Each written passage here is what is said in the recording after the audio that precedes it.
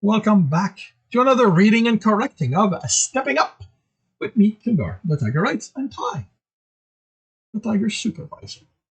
Today, we are doing Chapter 103.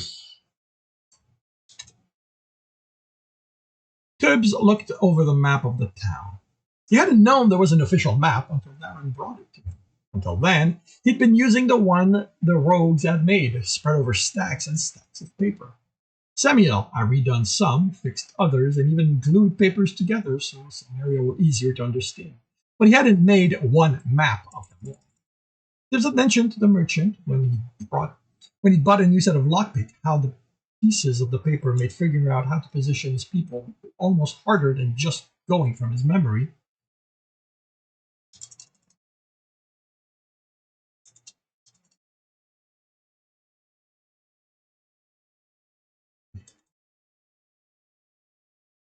That's a big phrase. Tibbs had mentioned to the merchant, when he bought another set of lockpick, how the pieces of paper made figure out how to position his people almost harder than going from his memory. Let's cut that here. They got moved around, misplaced, or other people drawing them hadn't used the same system of symbols. A few hours later, Darren was at the inn, taking the largest piece of paper Tibbs had ever seen out of a tube and unrolling it on his table. In the time between it taken out,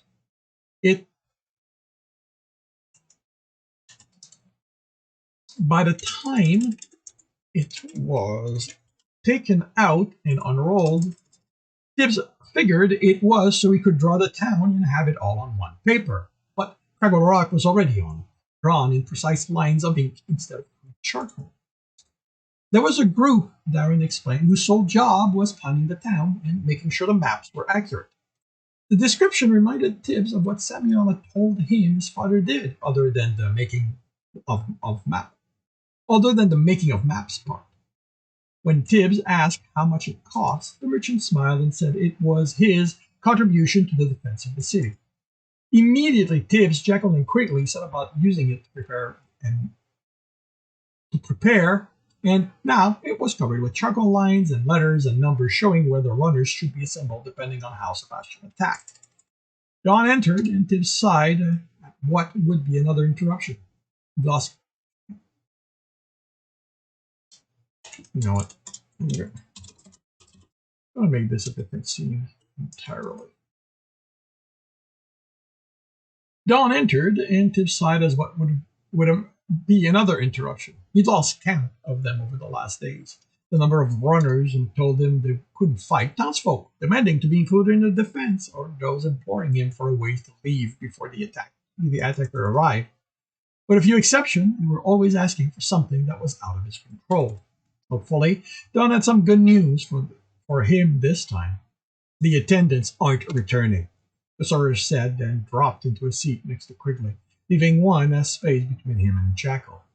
The guild's not even trying, are they? The fighter said. I don't know, Dawn admitted. Those I've been asking all tell me it's not their decision, and they're right. Harry and Tyrrhenia are never available when I try to talk with them, nor anyone who would know what the decision has been. Quigley shook his head. They don't want anyone to leave. This is going to be a war, and they're going to use us as fodder. I don't know that word, Tibbs said, but it doesn't sound like anything good. The warrior looked the map over. We're going to lose. I'm not going to hand Sebastian the town, Tibbs protested. If you insist on using this plan, you are. He's going to be at his most vulnerable once he's in Marketplace, Jekyll said. We're going to be able to surround him. We'll be able to pick out at his forces on the way there. I am telling you again, he said, you cannot wait for him to be inside the town. That's where he was when you kicked him out, Jekyll pointed out. That was a different situation. One you had no choice in how you handled, and one where Sebastian miscalculated when he judged what you were capable of. How many people can he have brought here? How many more can he pay to join his assault? Tibbs looked at Dawn. Oh, now you want me to weigh in? The fighter asked, but the bitterness sounded forced. You're better at this than I am, his motion at the map. So long as you don't tell me to let the guild deal with it, I want to know what you think. You're not going to like it. Jekyll snorted. When do we ever like what you've got to say? You're being this kind of idiot. Don thumped at Jekyll. You have someone who fought one war sitting at your table, but you're too stubborn to listen to his advice because it's beyond what you're able to understand. I don't understand what a war will mean here, and I've read about them. What I do know is that you're not going to win if all you want to do is to do things your way. Please, Don hadn't told him to let the guild handle this. Tibs thought bitterly. He looked at Quigley, taking the rag they used to remove the charcoal marks from the map. Okay, how should we be handling this? He can't help, Don snarled, grabbing a tankard off the table and emptying it. Hey, Jekyll protested, that's mine. Get your man to bring you another. The sorcerer dropped in the seat. You knew the guild doesn't care about us, Irina said. Harry isn't the guild, Don replied, and Jekyll snorted. I told you it was a waste of time, Tibs said. You're the one who insisted Harry would do the right thing. You should have been there with me, the sorcerer. We could have convinced him, but you're too busy with making yourself important. He motioned to the rolled up map. It's not the one out there claiming we're all going to be safe so long as the town listens to him, Jekyll said. I'm keeping the townsfolk from panicking, Don countered. All you're doing is scaring them. What we're doing, Tibs said in a calm tone, as being accused by Don, let him, is everything we can to make sure this town survives. That means not wasting time waiting for the guild to act or just being its voice. I was supposed to do good that way. The old inn fell silent in the wake of Don's exclamation when Tibs forced himself to stay calm. You did to remain. You did, he finally said. As you said, you're keeping the town from panicking. You know how to talk to them. I just tell them I can't help, and that's not what they want to hear. I'm straight. I can take things being bad. That's how they've been most of the time for me. I don't know how to make them think they're going to be better other than telling them I'm working hard at it. At least you haven't made promises those who should keep them won't. I told them the guild would keep us safe. What is the town going to do to me when they realize I can't keep them safe like I promised I would? What if you could still keep them safe? Or some of them, he added, as confident as he was of his plan. He hadn't talked with Stowe about it yet. Tibs, Jekyll warned. What are you talking about? Ron asked, looking from the fighter to Tibs suspiciously. The dungeon can protect some of them. The sorcerer narrowed his eyes. Everything in there tries to kill us. The townsfolk aren't going to last minutes. The entryway's safe, Tibs replied. Don thought it over. It's not that big. But we can pack people in, as many as we can. I'm going to need you to convince them to only have those who matter go in. What if the door's closed? The sorcerer asked, looking thoughtful. If the attack starts when the dungeon's closed, that's another promise I'll have made that won't come true. And we can't just ask them to go in now. We're going to know when my father is no more than a day away, Jekyll said. And I can tell you that the fighting is going to start the next day at the latest. You're going to initiate the fight? Don asked in disbelief. Jekyll grinned. You're the one who told us to listen to Quigley. Aren't you happy we did? Fine, but that doesn't resolve the issue of the door. I can handle that, Tibs said. You can open a dungeon door? Don asked, his disbelief even stronger. Tibs smiled and ignored the worried look Karina gave him. I'm a rogue, and that's just a door. The guards at the bottom of the stairs eyed him suspiciously as he walked by them. What's going on? Stowe asked. Everybody's been talking about an attack, and the guards at the door keep muttering about how it's all your fault. Once Tibs was out of earshot of the guard, he said, Sebastian's on his way. He's going to try to destroy the town. What about you? What about the runners? Tibs, what happens to me if they aren't there? The guild makes sure there's always a runner to go through your walls. Oh, good, Stowe said, relieved then. I'm not getting something, aren't I? Might die in that fight. What you told me about how the siege went, it was bad. This is going to be worse. Sebastian didn't want to destroy the town then. We're going to need your help if we're going to win. Tibs, I can't do anything outside. And if I could, I'm not allowed to act like that. I'm a dungeon. I'm not someone who protects people. You won't have to do anything outside. I just need you to do two things. I'm listening, still said, sounding uncertain. We're going to need weapons. They can't be magic, because the guild's going to take that from us, but they need to be good quality. Our lives are going to depend on them not breaking as we use them. I can do that. I can't promise the loot will have the exact weapon the runners need, but I can change the list. Only giving you ordinary loot, even if it's better quality, will save me some essence. It can't all be normal. There has to be some with essence. But you said the guild's going to take them. If there's never anything for them to take, they're going to start wondering what you're doing. And if we've gotten something that let us hide, or if we've gotten something that lets us hide some loot. The way Jekyll might do with his pouch? Yes. So there needs to be a few magical items. I'll take that. We get to keep the rest. Okay. What's the second thing? I need you to make space for the townsfolk to hide inside you while the fighting happens.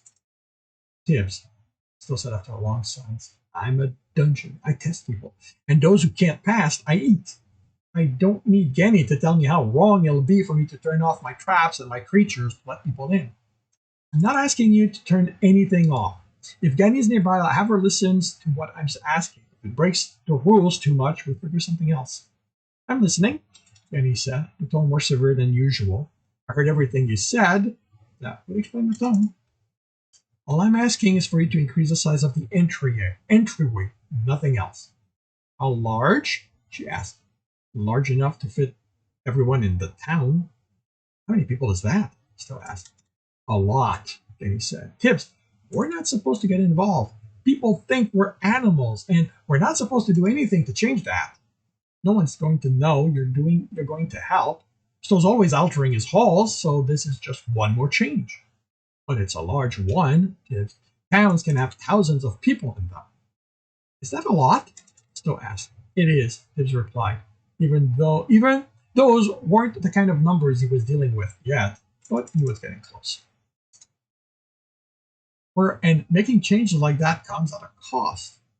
Not that much of one, Stowe countered. I can easily triple the size of the entryway and not notice it. Oh, you're going to have to do that 100 times at least, she replied. Oh, that's a lot, he nodded. So you can't help with that. I want us to, Tibs. And he said, well, there are rules, and they're there for a reason. But I need the runners, right? So said, yes. And he replied suspiciously. And the runners need the town folks. Tib told us that. You've heard how the runners talk about them, the runs. You're stretching things, she said, but didn't sound as adamant as she usually did when she was about to cut off one of Stowe's plans. There was a definiteness to that tone Tibs could easily identify. Then, don't they need the townsfolk too? That's not... She stopped. I don't... The sign was stretched. Okay, I think I see a way we can do it. Not giving away as many items with essence does grant us a reserve we can tap into without attracting their attention.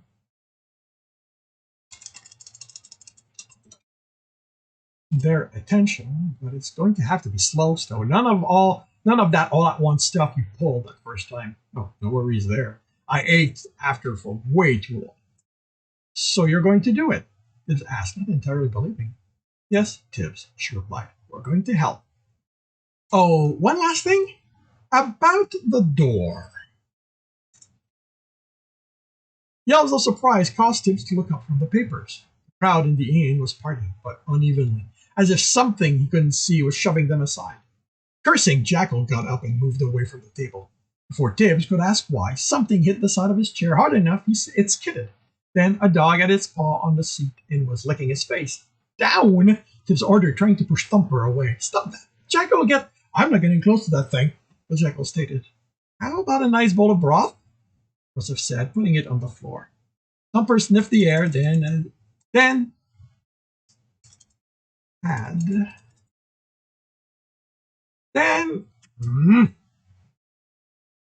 had its nose in the bowl, lapping away. Tibbs wiped at his face before running his fingers along the dog's collar and pulling the paper that was lodged underneath. The caravan has been sighted, it read. They'll be here tomorrow. I guess it's time to set everything up, Jekyll replied. Yeah, the dog. I'll go tell Quig. He just curls off and left. Tibbs petted Thumper as it licked the bowl clean, and I'm going to go tell Tom. The crowd parted to let Dawn through, with Tibbs and Jekyll following a few steps behind. It had taken most of the day for word to spread and get everyone assembled in the field at the foot of the dungeon. Of course, that hadn't gone unnoticed. So the line of guards with Harry at it. So a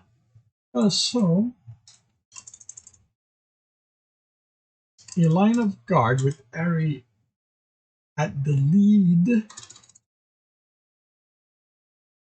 blocked the way to the stairs. I hope you can play your part, Don muttered as he slowed for Tib and Jekyll to fall in next to him, because this all goes to the abyss otherwise. I knew this was your idea, Harry snarled, glaring at Jekyll. My idea? The fighter replied.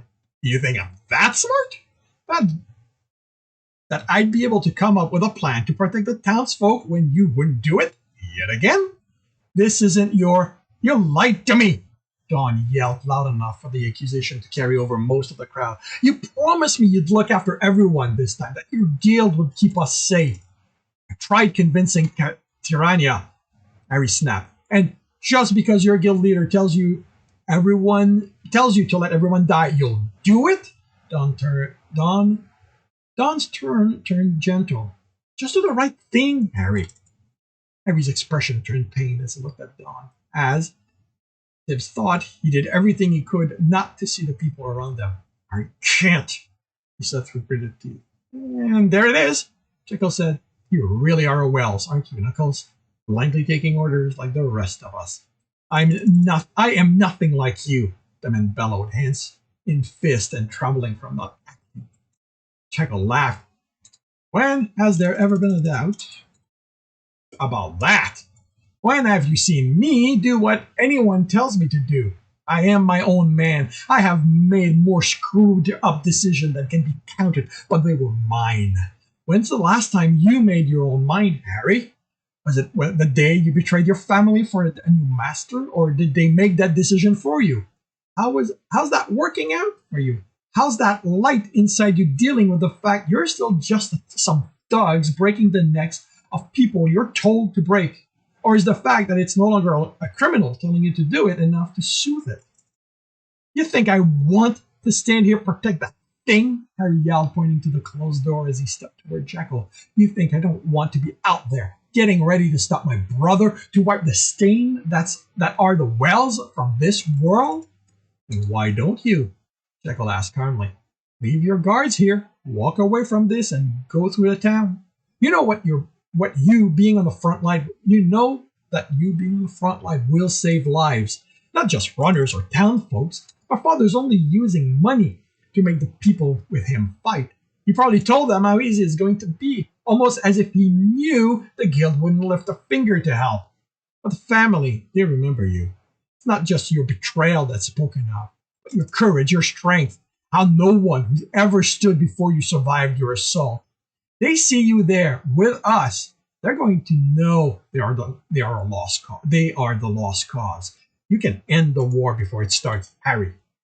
I can't, he growled, anger in his eyes. I have my orders. Jekyll's nod was sad. In a Wells never disobeys his master's orders, does he? Harry's anger cracked, and Jekyll nodded again. If you aren't going to do what you can to stop the fighting, at least tell me you have the courage to do something that will save some of the townsfolk's life. I have my orders, Harry said, pain mixed in his anger. Do those orders prevent anyone from entering the dungeon? The question confused Harry. No, but the door's closed. No one can. The rumble of stone on stone caused him to snap his head to the opening door. What do you know? Jekyll said smugly. The dungeon's not closed anymore. Harry looked from the door to Jacko, his mouth moving, but no sound coming. How the fuck did you manage that? Don muttered. Camera? Tibs replied. That's just a door. Helps that you know the dungeon controlling it, Snow said. Are you going to gawk at me all day? Jacko asked. I don't mind, really. Well, I do mind. I have a special guy already, and you, John, aren't my type. So, how about we get that rousing speech ready for them? He looked at Harry. Unless you plan on opposing defenseless people seeking shelter? Did your guild give you orders to make sure they all died out there? The guard's leader looked lost, then stepped aside, with that motion, the other guards moved to open the way up the stairs. All yours, Jekyll told Don as he turned and stood next to the sorcerer. Don gave Tibs one more sideways glance, then straightened and looked at the crowd. People of Craggle Rock, today will be a hard day. The enemy approaches, and those we looked to for protection have denied us. Fear not, he raised his hand as the crowd grew agitated. Not all is lost. I, Jacko, and Tibs have secured safety for some of you. Tibs got a surprised look from Jacko being included. He was mainly surprised Don had said his friend's name without the usual disdain. The dungeon has opened its door to you, and as much as we want to tell you all will be safe within, there is only limited space. It will not be comfortable, but I promise you that it will be safe. Instead of protesting at the idea of setting foot inside the dungeon, which was what Tibs had expected, the crowd waited quietly, almost eagerly. Children and their caretaker will go in first, Don said. Then the elderly and the sick. If there is still space, then the able-bodied will go in. If you want to fight with us, if you want to play your part in keeping your town safe and protecting your loved one, we will welcome you. But so long as there is space within, no one will fault you for seeking whatever safety is to be found within the dungeon. The crowd moved, families with children being allowed to the front. The town didn't have many elderly, but those there were assisted in forming a group of their own. You will be in the entryway, Don said as the crowd rearranged itself. It is the only safe place within the dungeon. The traps in the first room have killed many. Do not step into it. The dungeon will eat you if you do. Don looked at the townsfolk for a few seconds, then stepped aside, and the first of the families started up the steps. And this concludes Chapter 103 of Stepping Up. If you are enjoying this, please leave a like. If you want to know when the next chapter is going to be posted, subscribe and hit the bell. If you want to read the story, it is available for free on Royal Road. If you want to support me and read up to 9 chapters ahead, that is on my Patreon. If you want to listen to me do these live, it is every Tuesday morning on Twitch at 8 a.m. Eastern Time. The links are in the notes. And with that, I shall wish you a good day.